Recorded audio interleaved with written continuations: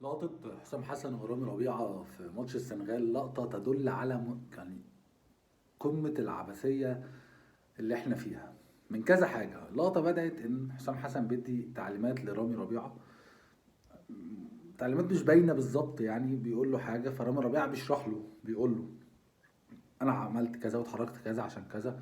فحسام حسن راح مكمل كلام، قال له لا مش عارف ايه، فرامي ربيعة راح مشوح له بقى ايه ومشي، اللي هو كمل لعب، اللي هو ده شكلك غبي بقى.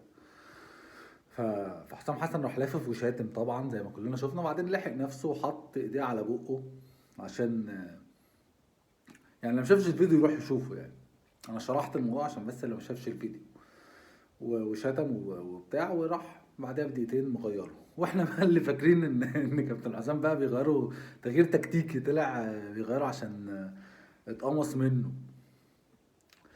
اللقطة دي تدل على ان احنا مفيش خطة ومفيش اي لعب ومفيش اي حاجة، حتى التغييرات مش تكتيكية، التغييرات بالقمص. فغالبا كده رامي ربيعة خد سكة السلامة زي مصطفى محمد وزي احمد حجازي وزي اي حد الكابتن حسام قفش عليه. هتقولي انت متناقض، انت كنت بتشكر فيه بعد ماتش كوتيفار، هو فعلا لعب ماتش كوتيفار حلو وصح تكتيكيا، وكان فعلا ليه بصماته في الملعب. وهو ده الطبيعي. هو انا لازم ابقى مع حد على طول او ضد حد على طول؟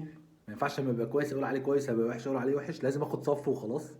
دي برضو حاجة غريبة يعني. ف مشكلة كابتن حسام الأزلية من أول ما بدأ تدريب إن هو بيحب ويكره، ودي مشكلة ملعونة في المدربين.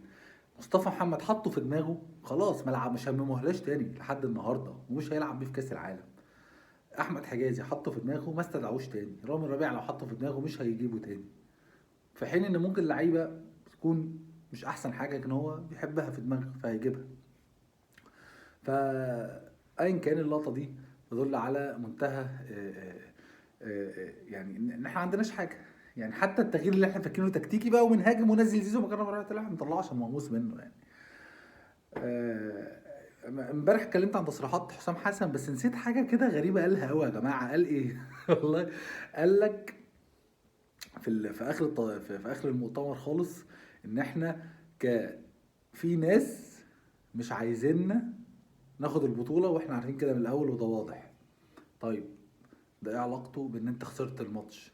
الناس دي مين يعني؟ الناس دي او المفهوم يعني ان هو قصده على المغاربه يعني. طيب المغاربه الجمهور شجعوا السنغال فده اللي خسرك، ولا رشوا الحكم فخسرنا زي ما مروان عطية عمل له؟ ولا يعني انت قصدك ايه يعني؟ ماشي، هم لو افترضنا ان الناس كلها ضدنا ومش طايقانا ومش عايزين ناخد بطوله، ده اثر على نتيجه الماتش في ايه؟